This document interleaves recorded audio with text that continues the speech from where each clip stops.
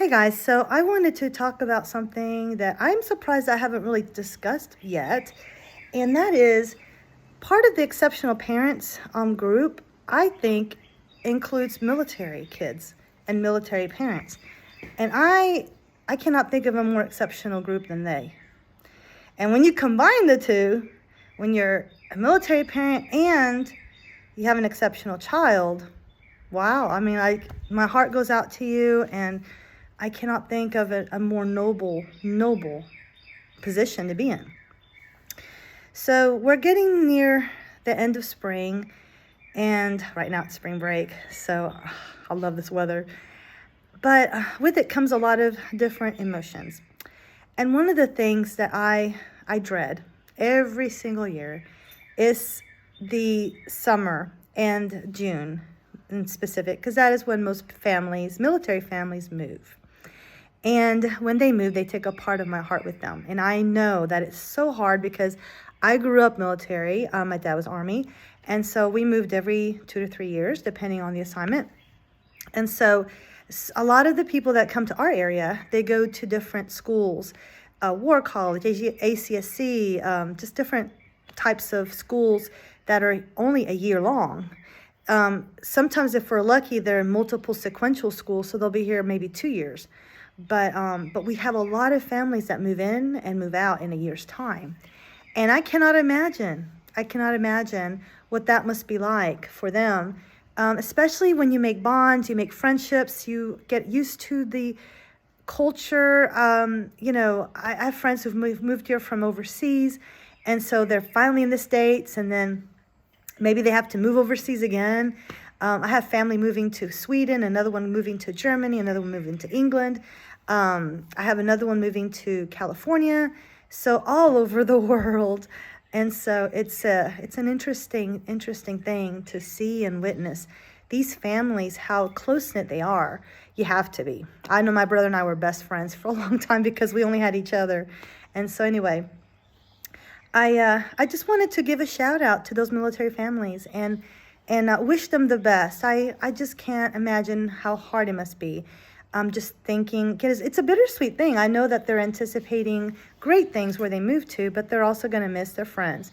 Now, transition is hard on kids with autism, and so that's a huge transition, moving from one state to another. We're talking about different schools, different church family, different neighborhood, different bedroom, different, food.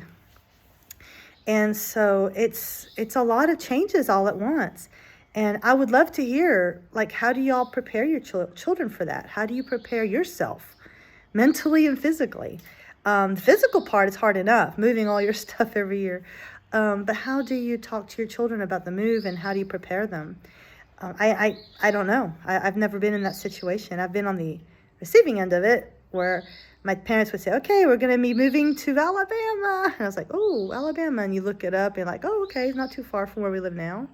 And and so anyway, but my parents did a good job of saying, you're gonna have your own room, or you're gonna have a bigger room, and this could be a nice house. I don't know, they try to give us positive thoughts as we were ready, getting ready to leave. But and ironically, it's kind of interesting, but we had some families that moved with us because my dad flew the helicopter, so the Huey helicopter.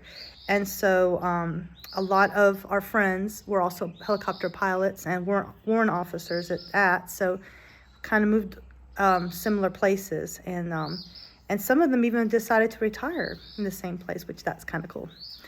But anyway, I have a friend. Today we had a farewell for her, and I have a friend who is moving to South Carolina. We live in Alabama right now. So not extremely far away, but far enough to where, I don't think we'll be seeing each other anytime soon. But I'm so thankful for Facebook. I'm so thankful for social media. So I know we'll keep in touch that way.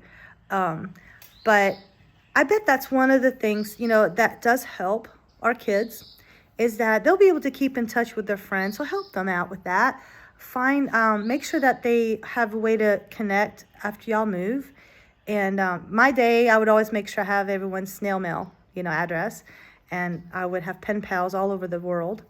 And so, but now with social media, with internet, Instagram, and all that, everyone's just a click away. There's even Marco Polo. So I talked to one of my friends who moved to overseas. They, she and I, we communicate via Marco Polo. She lives in Turkey. Turkey's a long way away. So there's side of the world. As a matter of fact, the 8 hours difference. So I have to remember that when I do my Marco Polos. But that's the beauty of Marco Polo. If you don't know what Marco Polo is, find out, because it is one of the best apps. And it's free, and you can talk to anybody. And it's basically like a walkie-talkie, but with video. That's the best way to explain it. And so you can watch it and then respond at your pleasure or at your leisure. You don't have to respond right away. So that's kind of cool. But anyway, those were just my thoughts for today. As always, good luck on your journey, and I'll talk to y'all soon. Bye.